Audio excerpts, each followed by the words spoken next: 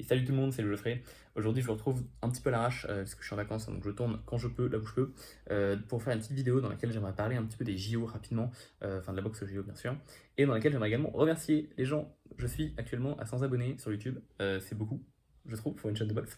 Voilà, donc bon, éventuellement j'étais censé atteindre ça un jour, hein, mais je m'attendais pas, entre guillemets, à ce que ça arrive aussi vite avec un tel contenu. Donc bah voilà, merci beaucoup à tous ceux qui ont pu s'abonner. Vraiment, sachez que ça me fait plaisir et merci à tous les gens qui sont là, qui regardent, qui partagent, qui commentent. Vraiment, c'est super sympa. Également, gros big up à JC de Box Attitude pour toute la pub qu'il a pu réaliser pour ma chaîne. Je pense que ça m'a grandement aidé à la faire grandir. Donc vraiment, merci beaucoup. Merci beaucoup. Je suis très reconnaissant. Et aujourd'hui, j'aimerais rapidement parler de la boxe JO parce que pour la première fois, je crois, les gens commencent un peu à en parler parce qu'on a deux Français qui sont en finale. Donc on a Bilal Benama en finale des 51 kilos et on a Sofiane Oumia en finale des poids légers à 63,5 kilos. On aura une seule autre médaille à part ces deux-là en boxe, puisqu'on a Abdou qui est en finale, enfin qui est en demi-finale actuellement, des poids super lourds, hein, donc le plus de 92 kilos. Je pense qu'il a des chances de passer en finale. Je connais pas trop son adversaire, mais je pense qu'il a des chances. Mais je pense qu'il gagnera pas la finale. Je vais y revenir juste après. Il y a quelques boxeurs, hein, des JO dont j'aurais en fait aimé parler un peu plus, mais on a eu une semaine et même une période qui était déjà très dense, je trouve, entre Shields Ioannis, entre Shikioka Taduran, entre Joyce Chisora, et puis même derrière avec la carte là, des Saoudiens à Los Angeles avec Crawford, Madrimov, bref, et tout plein d'autres combats qui étaient vraiment très hypants. D'ailleurs, même j'ai pas pu parler de tous les combats dont j'aurais aimé pouvoir parler. Je pense notamment à Crawford. Après, je pense que Crawford a déjà été largement traité ailleurs et que j'ai pas forcément grand chose de plus à rajouter que ce qui a déjà été rajouté dans la sphère box. Mais bon, donc j'ai pas pu traiter tous les événements. Tant et si bien qu'au final, au JO, il y a pas mal de petits gars que je suis un peu qui sont fait éliminer de loin. Enfin, qui sont fait éliminer sans forcément que je puisse regarder leur combat, mais je suis les résultats. Je pense notamment à l'américain des 57 kilos qui s'appelait Jaimel. J'ai plus son nom de famille, mais apparemment, lui était censé être un petit gars prometteur. Il s'est fait sucre en quart, malheureusement. Enfin voilà, donc il y avait des trucs intéressants à suivre de loin. Pareil pour la polémique sur la boxeuse algérienne. Voilà, que des choses qui ont été très largement traitées ailleurs. Globalement, malgré tout, en parlant de polémique, je suis plutôt content parce que je crois pas qu'il y ait eu de décisions vraiment scandaleuses sur ces JO. En tout cas, j'ai pas entendu de grosses polémiques concernant les décisions en JO et des gens qui sont vraiment fait voler. Potentiellement, je trouve que le Dominicain aurait mérité la victoire contre Bilal Benama en demi-finale, mais bon, c'est pas choquant de la donner à Benama non plus. Je trouve que le troisième round était. Bon, moi je l'avais pour le Dominicain, mais il était relativement serré, donc c'est pas choquant de le donner à Benama. Et en vrai, par ça, j'ai pas entendu parler de grosses polémiques. Donc c'est plutôt cool, hein, parce qu'on sait que la boxe CGO était connue pour être extrêmement corrompue. Et d'ailleurs, je crois que c'est à cause de ça qu'il n'y en aura peut-être pas en 2028 à confirmer. Peut-être que finalement, ils ont réussi à trouver une fédération pour pouvoir organiser tout ça. Mais je crois qu'il était censé pas en avoir, ce qui est assez dommage, hein, quand on sait que c'est présent depuis, je sais plus, 1920, je crois. En tout cas, je suis sûr qu'il y avait des médailles en 1920, puisque je crois que Fidel Labarba était médaillé. Enfin bref. Bon, mais en tout cas, à ce niveau-là, c'est plutôt très cool. Au niveau de l'organisation aussi, alors moi j'ai pas pu y aller sur place, mais j'ai pas mal de potes qui sont allés, et de ce que j'ai capté, bah, c'est plutôt cool. Genre les jeux sont bien organisés, il n'y a pas eu de problème d'accès, il n'y a pas eu trop de retard, un petit peu, mais ça va. Je sais pas, parfois il y avait 10 minutes, un quart d'heure de retard sur les cartes, c'est vraiment très ok. Donc à ce niveau-là, pareil, je suis assez agréablement surpris. On a beaucoup craché sur les JO en France, parce que bah, forcément on est le pays organisateur, et on aime bien râler en France, mais je crois que ça va.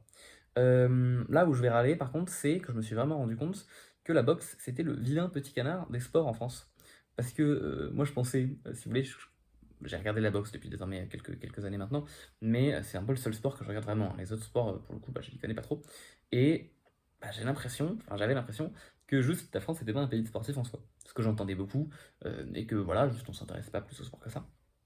Et en fait, au JO, force est de constater qu'il y a des sports dont on se bat relativement les couilles à l'année, mais une fois tous les 4 ans, on s'y intéresse. L'athlétisme, la natation, on se demande pas, hein, la natation, personne connaît les noms. Léon Marchand, ça fait déjà quelques temps que les gens savaient qu'il allait tout fracasser au JO. Je le connaissais, j'y étais là. Et en effet, il a tout fracassé. Donc les connaisseurs savaient qu'il allait faire des trucs bien. Mais globalement, les gens s'intéressent à ce genre de sport qu'une fois tous les 4 ans, il n'y a pas de souci. C'est en partie grâce à ça enfin, c'est en partie l'un des intérêts des JO. Bon, il n'y a que le foot et le rugby, hein, à la limite, et le basket pour certaines personnes, qui arrivent vraiment à être des sports d'intérêt au quotidien. Bon, mais du coup, moi je m'attendais à ce que ce soit pareil pour la boxe. C'est-à-dire, ok, les gens s'en battent les couilles de la boxe pro, parce que bah, c'est un sport quelconque et on s'en suit pas. Mais je m'attendais pas à ce que JO la boxe soit aussi mis en arrière. Parce que quand même, il n'y a pas eu beaucoup de combats qui ont été diffusés. Et jusqu'à présent, les seuls combats que j'ai pu voir en direct diffusés sur France Télévisions, c'était bah, du coup Benama en demi-finale et Oumia en demi-finale. Ce qui est bien, parce qu'on avait quand même des Français en demi. Mais pas d'autres combats. Alors qu'il y a d'autres noms qui sont très bons, Et ok, les Français les connaissent pas, donc c'est normal qu'on les ait pas. Je pense à Jalolov, je pense à Dousmatov, je vais en reparler très bientôt. Mais limite, la France les connaît pas, c'est normal qu'on les diffuse pas, pourquoi pas. Mais je pense aussi au fait qu'il y a quand même des Français qui ont combattu en quart de finale et qui n'ont pas été montrés à la télé, alors qu'on a montré des trucs aux F. C'est-à-dire que, je vais prendre l'exemple, j'ai voulu regarder Sofiane Oumbia dans son quart de finale. Sofiane Oumbia, on rappelle, qui est quand même un triple champion du monde amateur, c'est pas rien. Et médaille d'argent en 2016 à Rio. Bon, il y avait son quart de finale qui était contre je sais plus qui, je voulais regarder son combat, je zappe sur toutes les chaînes de télé, et je crois qu'il y a une chaîne de télé qui passait du hockey Italie-Hongrie. Hockey sur gazon Italie-Hongrie. Et je veux dire, je veux bien que la boxe soit un sport qui n'intéresse pas les Français. Mais hockey sur gazon Italie-Hongrie, je suis désolé pour les fans de hockey, mais qu'est-ce qu'on en a à battre? Qu'est-ce qu'on en a à battre? Et du coup, qu'on nous passe pas Jalolov contre je sais pas quel Kazakhstan. Je veux bien, parce que Jalolov, voilà, c'est un boxeur qui est ouzbek, les gens qui sont en France le connaissent pas, ils ont pas de couilles, très bien, pas de soucis. Mais dans ce cas, pourquoi passer Italie-Hongrie, hockey sur gazon, à la place de Sofiane Oumia, l'un des meilleurs boxeurs français du monde, qui est en quart de finale, et qui aurait pu, enfin qui du coup heureusement a eu un shot à une médaille. C'est ça la question, c'était avoir un shot à une médaille. Donc je comprends pas. J'ai quand même l'impression que ça a été vraiment voilà, donc, des jeux qui m'ont montré que je trouve que la boxe est particulièrement boudée en France. Je sais pas si c'est le scandale de Vastine qui. Bah, bon, voilà, un scandale de Vastine, pour ceux qui voient pas, c'est un type qui s'est fait voler de faux au JO alors qu'il aurait pu choper des médailles, qui était français, et qui derrière est mort dans un accident d'avion. Donc je sais pas si c'est ça, qui du coup a dévasté la France et a donné une très très mauvaise image de la boxe olympique en France, ou en tout cas qui a cassé l'intérêt que les gens pouvaient y avoir, parce qu'ils se sont dit que c'était un sport corrompu et que de toute façon, bah, il y avait rien à en tirer, je sais pas. Mais je trouve ça vraiment dommage, et ça m'attriste beaucoup à ce niveau-là. Et je pensais que j'étais le seul à pas réussir à trouver les matchs de la France, etc. Puis je me suis rendu compte que j'étais pas le seul en fait qui galérait et que j'ai vu des boxeurs de l'équipe de France hein, faire des coups de gueule sur les réseaux sociaux. Donc bah voilà, moi je suis pas très content, mais écoutez mon avis, finalement, qu'est-ce qu'il vaut. Donc bon, tant pis, j'espère qu'en tout cas les fans de Italie-Hongrie bien sûr gazon ont été contents d'avoir leur match qui était diffusé.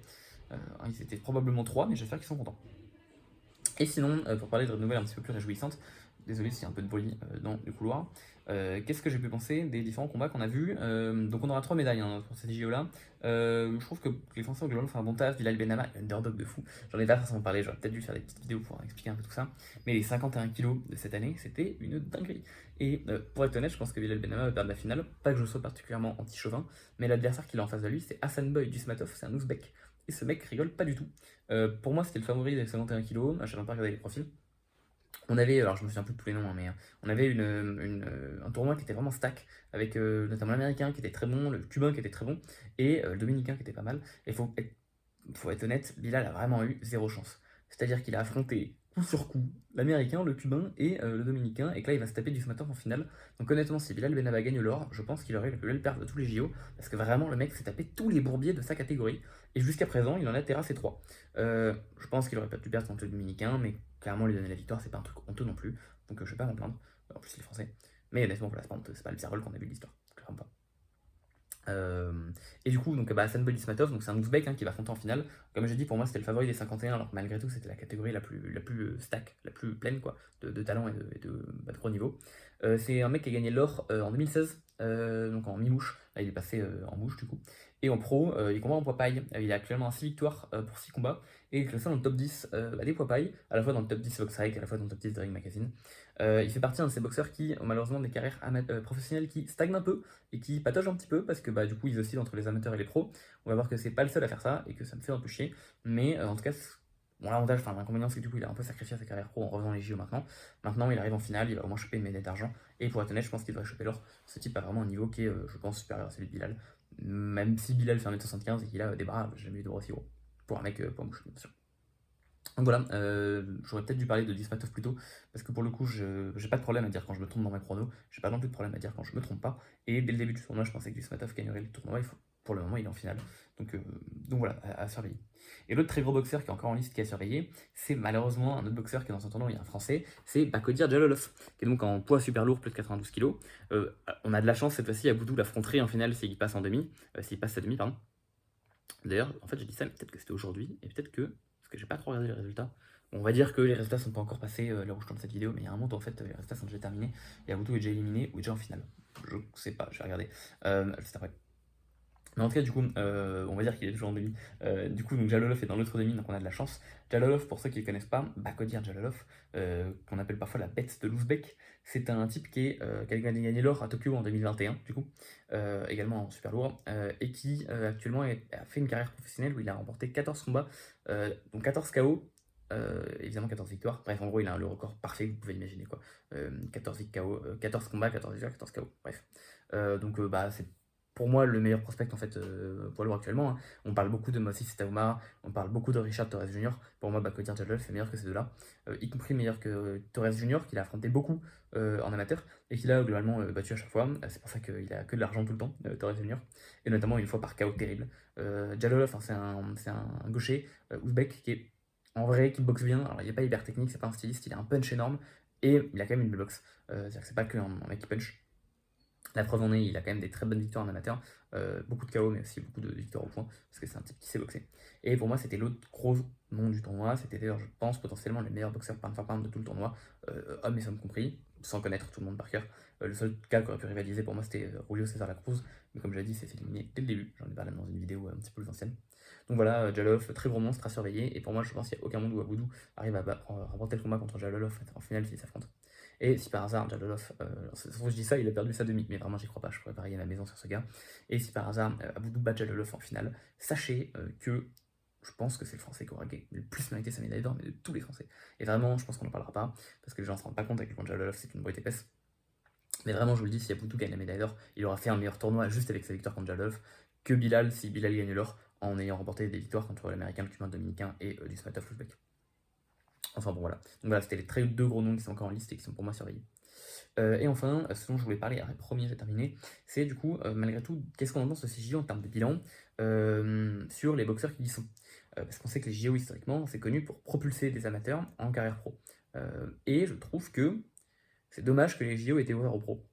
Parce que les gens gèrent très mal, les boxeurs en tout cas actuellement gèrent très mal, en parallèle des carrières pro et des carrières amateurs. Ils n'y arrivent pas. Preuve en est, parmi les quelques boxeurs qui sont encore un peu à la limite entre les deux, je vais en parler de 4 noms, hein. Je vais parler de Jalolov, Estelle Mosley, Oumia et Dusmatov, deux Ouzbeks, deux Français. Bah globalement, ils font n'importe quoi dans leur carrière. C'est-à-dire qu'on a Oumia qui en pro est quand même 60e mondial sur BoxRec et malgré tout a du mal à vraiment décoller parce qu'il reste dans un circuit amateur parce qu'il voulait son or. J'espère qu'il l'aura et qu'il se dédiera entièrement à sa carrière pro après. Ça me ferait vraiment plaisir pour lui parce qu'il a vraiment moyen de faire des choses bien. Même si en léger ça va être compliqué parce qu'il y a une très très grosse génération qui arrive encore une fois avec Cruz, avec Cassius Davis. J'espère qu'il arrivera à faire un truc. En tout cas, au moins choper une ceinture dans tout ce monde-là. Il a quoi? Il a 29 ans maintenant. Donc, vous voyez qu'il a quand même traîné avant de passer pro et qu'il a une carrière pro qui, en vrai, finalement, décolle pas si mal par rapport à d'autres gens. Mais bon, il reste qu'en amateur. Estelle Mosley, pour moi, c'est vraiment la catastrophe, hein. C'est très tragique ce qui arrive à Estelle. Alors évidemment, hein, c'est quelqu'un qui a fait de son mieux. Je sais qu'elle a une blessure. Je sais que c'est pas du tout quelqu'un que je critique. En tout cas, que je veux dévaloriser. Mais sa carrière pro, pour moi, c'est un peu du gâchis.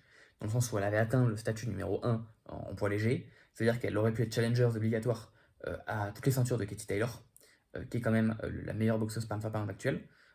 Et elle aurait pu faire un combat contre la meilleure boxeuse actuelle pound for pound, que certains considèrent comme la meilleure boxeuse de tous les temps. Et réaliser un combat contre elle, quitte à perdre, hein, c'est quand même déjà une prouesse, parce que c'est montrer qu'on a une boxe française au niveau pro qui arrive au top niveau. Et la gagner, mais alors c'est faire l'exploit, c'est faire un truc de fou. Et pour moi, même elle aurait mérité d'avoir sa chance, quitte à se faire battre en 10 rounds à la décision où elle en gagne aucun. J'aurais bien aimé voir Estelle Mosley au top niveau, vraiment. Mais alors qu'elle était challengeuse numéro 1, elle a choisi de revenir en amateur pour retenter les JO chez elle. Ça a été galère parce que même si elle s'est qualifiée très tôt, elle a eu des blessures, etc. Finalement, elle ouvre le bal, elle s'est fait sortir dès le 16e de finale. Et en même temps, la carrière pro du coup elle a stagné, elle s'est fait sucrer sa place d'être challengeuse numéro 1 par Caroline Dubois, la petite sœur de Daniel Dubois.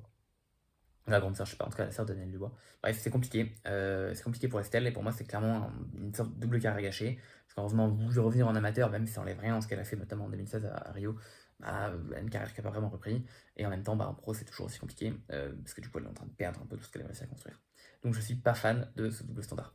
Et c'est de la même manière que je suis pas très fan du double standard pris par Jalolov et par Dusmatov.